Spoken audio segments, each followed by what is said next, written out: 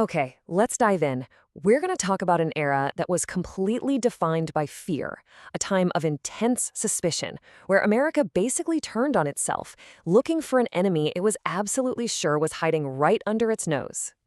So that's the big question, right? How does a nation's fear become its actual policy? I mean, how does a feeling, this national mood, turn into actual laws? Because the Red Scare, it wasn't just some vague anxiety. No, it became a real system of investigations, loyalty oaths, and blacklists that completely reshaped American life.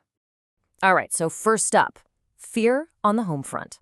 The best way to think about the Red Scare is to picture the Cold War, but instead of happening overseas, it's happening right here at home.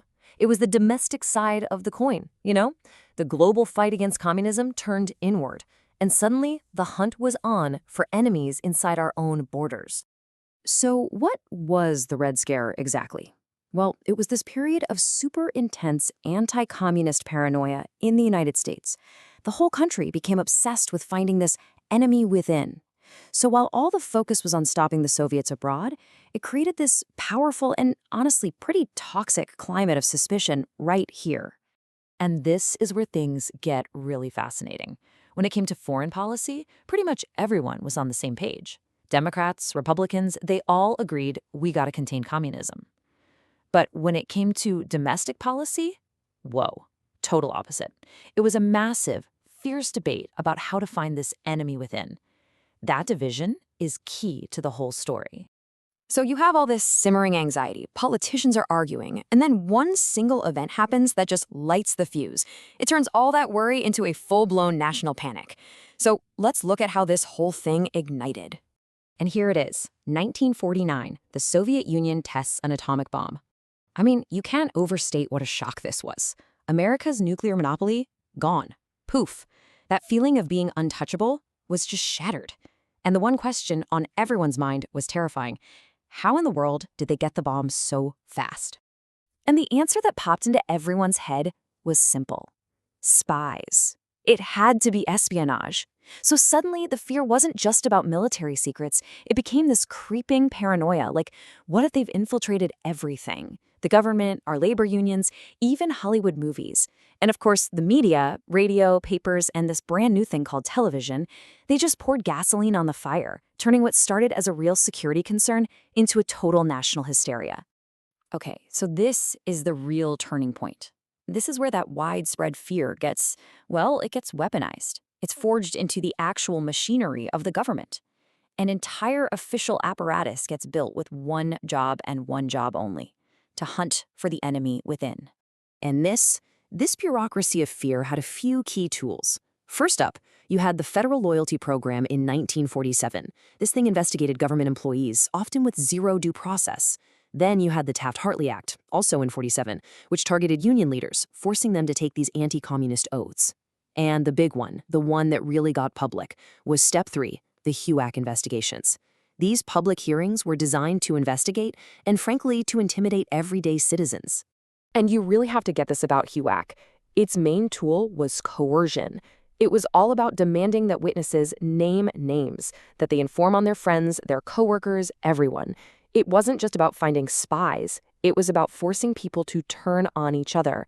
And this created an absolutely toxic atmosphere of distrust that just poisoned public life. So you've got this perfect storm of fear and paranoia. And that sets the stage for one man to just explode onto the scene. A senator who basically perfected the art of the accusation. A man whose name, McCarthy, would become the name for the entire era, McCarthyism. So here's the moment it all kicks off. McCarthy stands up and says, I have here in my hand a list of 205, a list of communists working in the State Department. It was a bombshell. The thing is, that number kept changing. First it was 205, then 57. And the actual list? He never showed it. Not once. And that's because the power wasn't in the proof. The power was in the accusation itself. In a climate this fearful, evidence was almost beside the point. McCarthy knew that. He knew how to tap into that national panic. And it made him, for a while there, one of the most powerful and feared men in the country. 10. This number, 10, represents a group of people who decided they weren't going to play along, a group from Hollywood who decided to fight back, and who paid an incredibly high price for it. They were known as the Hollywood 10, and when they were called before HUAC, they refused to cooperate, and the consequences? They were immediate and brutal. They were held in contempt of Congress, they were sent to prison, and they were blacklisted from the film industry. The message was crystal clear. This is what happens when you defy us. But here's something really important to understand. The hunt for communists wasn't the only purge going on. At the same time, there was something called the Lavender Scare. This was a moral panic aimed at gay and lesbian government employees. The thinking, and it was pretty twisted, was that they were security risks who could be blackmailed by the Soviets. It was another way fear was being used to enforce conformity.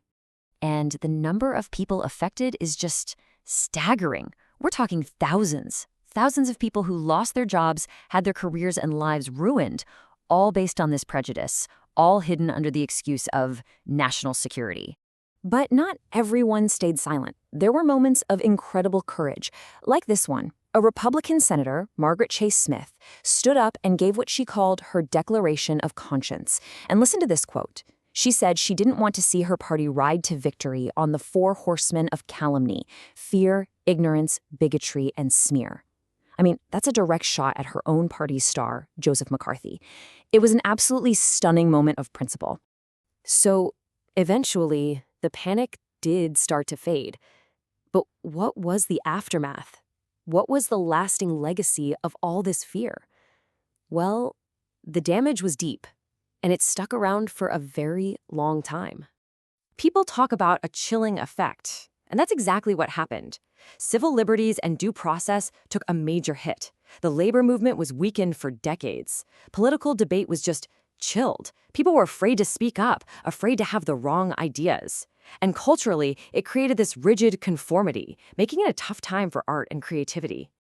And this all leads us back to a question that, honestly, we're still asking today. Where do we draw that line between keeping the nation secure and protecting individual liberty? It's not just some dusty old history question. Think about our own debates today about security, about surveillance. That balancing act is as central now as it was then. It's something we always have to be thinking about.